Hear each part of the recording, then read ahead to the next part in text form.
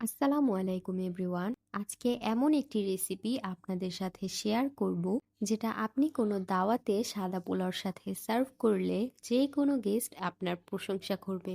আর ডিশটির নাম হলো চিকেন কোফতা কারি। এটা তৈরি করার জন্য আমাদের প্রথমে কোফতা রেডি করে নিতে হবে। কোফতা তৈরির জন্য প্রথমে আমি ব্লেন্ডার জারে বোনলেস চিকেন ছোট ছোট পিস করে নিয়েছি। তারপর দিব ধনিয়া পাতা, পেঁয়াজ কুচি, কাঁচামরিচ, কালো গোলমরিচ, লাল মরিচের গুঁড়া, লবণ, গরম মশলা গুঁড়া, আদা বাটা ও 2 টেবিল চামচ ময়দা বাইন্ডিং এর জন্য। এবার ভালো মতো ব্লেন্ড করা হয়ে গেলে হাতের তালুতে নিয়ে এমন গোল গোল শেপ দিয়ে নিব। এবার একটি প্যানে তেল দিয়ে এক এক করে সবগুলো চিকেন কোফতা দিয়ে দিব। এবার 8 থেকে 10 মিনিট মিডিয়াম ফ্লেমে রেখে উল্টে পাল্টে ভেজে নিব।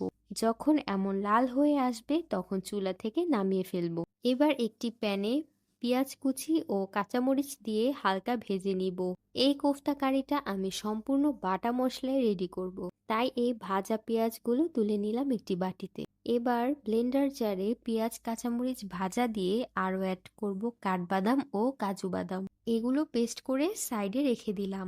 এবার কারি তৈরির জন্য প্যানে প্রথমেই দিয়ে দিলাম 2 চামচ ঘি, সাথে দারচিনি ও এলাচি দিয়ে সে বাদামের পেস্টটা দিয়ে আরো কিছু মশলা অ্যাড করে নিব।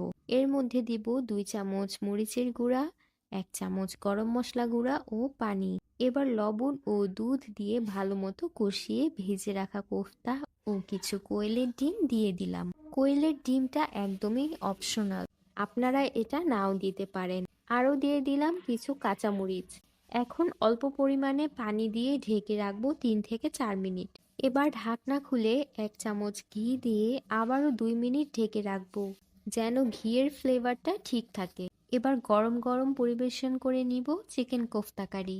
এটা যদিও আমার কাছে সাদা পোলাওর সাথে বেস্ট লাগে, কিন্তু এর টেস্ট ভাত অথবা রুটির সাথেও দারুণ লাগে। তো আজকে এই পর্যন্তই, দেখা হবে নেক্সট ভিডিওতে। আল্লাহ হাফেজ।